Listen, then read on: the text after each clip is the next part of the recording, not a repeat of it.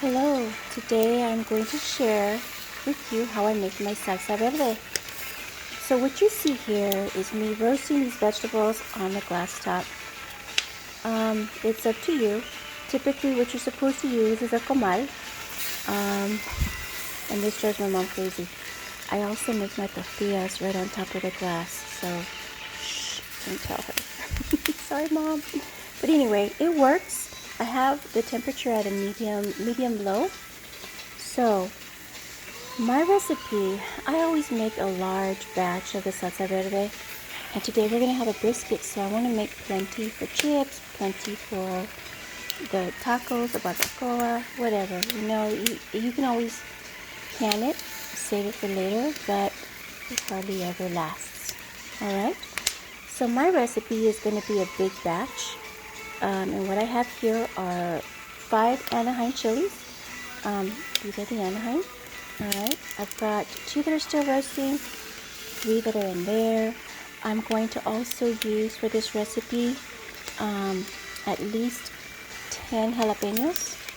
Okay, sometimes the jalapenos won't be as spicy, so you're going to have to taste. I like my salsa to be a little bit more spicy than not, okay? And then I'm also going to use 5 Roma tomatoes and 10 tomatillos. And I'm also going to use like at least 4 to 5 garlic cloves, okay? And what you want to do is roast the skin of the vegetable. Okay, you don't want it to get too thick into the flesh. So as you can see, like this one for instance, you can see that the skin is nicely roasted there, but you've got the flesh there. You don't want to go down too deep into that. So this one can actually go into the plastic bag, and right here is where I'm putting my little vegetables that are already steamed or roasted, so that they can steam. It'll make it easier for you just to wipe the skin off. Okay, you want to peel the skin once it's roasted, and what's happening as you're roasting the vegetables is that it's enhancing the natural flavor of the vegetable. Now I've got a secret for the tomatillos. I do not peel the skin. I leave the skin of the tomatillo. Okay, I know. I blend it in there, but if you have like a chunk like this, you can take it off. But for me, what I've noticed is the tomatillo with the roasted skin enhances the flavor of the chile verde. I do peel the skin off the tomato. Okay, I do that. But yeah, you just roast them on a nice heat.